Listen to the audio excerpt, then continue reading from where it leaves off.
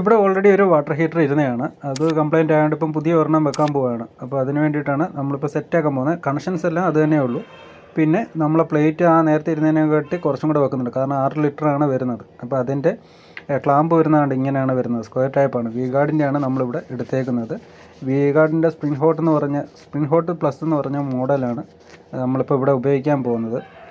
6 ലിറ്ററാണ് വരുന്നത്. ഒരു MRP ഒരു 7 രൂപ അടുപ്പിച്ചെന്നാണ്ട് ഉണ്ട്.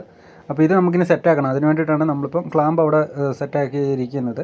അതിപ്പോൾ അതിൻ്റെ അകത്തോട്ട് ഇത് ക്ലിപ്പ് ചെയ്ത് മാത്രം ഇട്ടാൽ മതി. പഴയ മോഡലിനെക്കാട്ടി കുറച്ച് വ്യത്യാസമുണ്ട്. അങ്ങനെ നമ്മൾ നമ്മുടെ ക്ലാമ്പ് നേരെ സെറ്റ് ചെയ്ത്, അപ്പം നമ്മളിത് മുകളിലോട്ട് വെക്കാൻ വേണ്ടിയിട്ടാണ് ഉദ്ദേശിച്ചത്. കാരണം കുറച്ചും കൂടെ ഹൈറ്റ് കിട്ടാൻ വേണ്ടിയിട്ട്.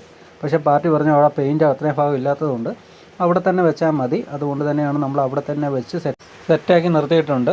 കണക്ഷൻസ് എല്ലാം നമ്മൾ അതേപോലെ നമ്മൾ കൊടുക്കുകയും ചെയ്ത്, ഇന്നും ഔട്ടും നമ്മൾ കൊടുത്തിട്ടുണ്ട്.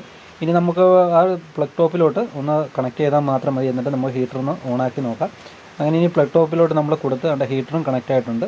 വെള്ളം കയറുന്നുണ്ട്, വെള്ളം ഹീറ്റ് ആവുന്നുണ്ട്. അപ്പം വെള്ളം ഹീറ്റായി കഴിഞ്ഞാൽ അതിൻ്റെ അകത്തെ ആ പച്ച ലൈറ്റ് ഓഫ് ആവുന്നതായിരിക്കും. പെട്ടെന്ന് തന്നെ നമുക്ക്